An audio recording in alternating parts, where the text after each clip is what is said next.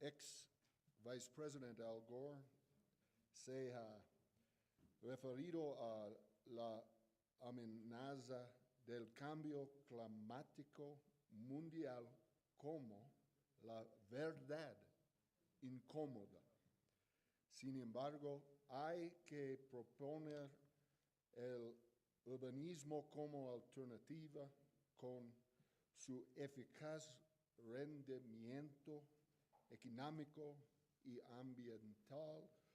Eso sería una solución conveniente. Los Estados Unidos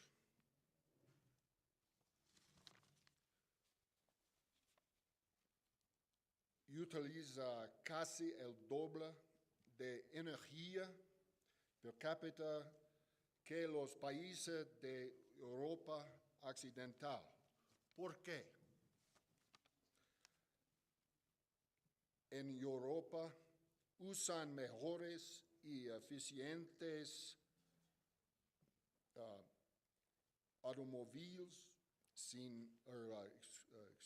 en Europa usan mejores y eficientes focos. No.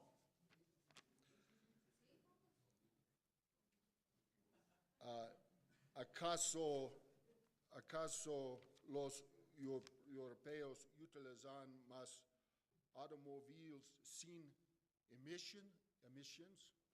No.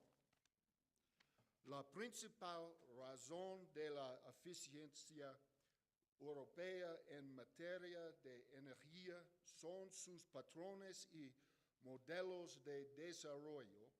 Los europeos viven en ciudades más compactas con una alta calidad de tránsito, caminan más y manejan menos.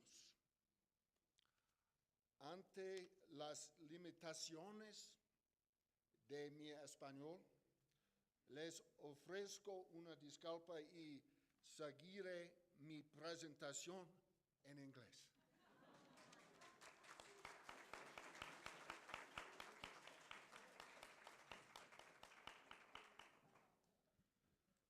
So this issue of green, what does it mean? Does it mean green buildings? It should. Green buildings are good, but this is the headquarters of the Hong Kong Bank outside of Chicago, and it got a Gold Green Award from the Green Building Council, but it moved from a location next to a transit line, and it went to a location 3 miles from the nearest transit line. So it shouldn't have gotten a gold award. It should have gotten a brown award because it uses up more energy. Even though the roof has green grass and the windows are tinted so that the light doesn't heat it up in the summer. Instead, what we need to do if we're going to be green, particularly in the United States, and by extension the rest of the world, which often follows the United States, we need to worry about human settlement, in addition to the green buildings, in addition to the electric cars and the efficient light bulbs. We have to look at human settlement. In the U.S., human settlement is affected by 2 things: transportation, big roads, and separate use zoning, so that all of the human habitat is separated in the suburban areas. So you have housing in one spot, retail at another spot, offices at another spot, everything separated to encourage use of the automobile. And this is done for various reasons, but we're going to focus on the streets and the transportation for this presentation. Part of it is over-focusing on removing congestion, battling congestion, conducting a war against congestion, the battle against congestion. But congestion is not all bad. Congestion is more complicated. Congestion is like cholesterol, the blood cholesterol. There's good cholesterol, there's bad cholesterol. And there's good congestion and bad congestion. And if you don't have any cholesterol as a human being, you would be dead. So you have to have some. And the same is true with cities. If cities don't have congestion, that means nobody wants to be there, right? So this is Toronto, Dundas Street, hopelessly congested. There's one moving lane of traffic in each direction, and the streetcar shares it. And the sidewalks are full, and you can park on the street, even at rush hour, because the merchants want somebody to be able to stop and buy something from them. So the whole purpose of the street is not to move vehicles quickly, it's to sell merchandise and to enjoy life. The social function of the street, the commercial function of the street, not just moving vehicles.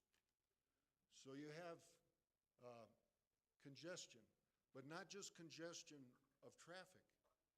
You have congestion of money, congestion of people, congestion of happy people, enjoying food and enjoying each other's company. In the US, we've tried to solve the problem of congestion. This is in Houston, Texas. And this photograph was taken when people were trying to escape Hurricane Rita. And the freeways in Houston were built to help evacuate Houston should the Soviet Union launch their missiles.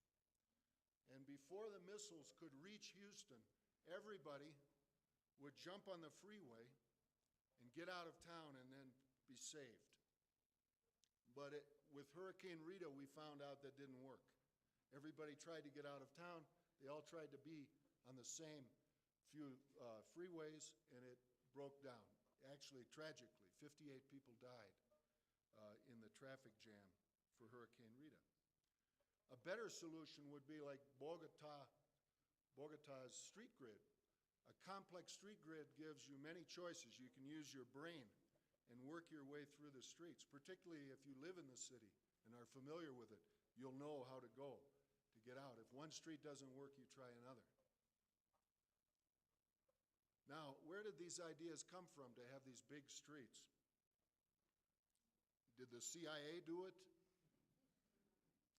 Well, maybe. We don't know for sure. But Corbusier, he was an idealist. He believed in a new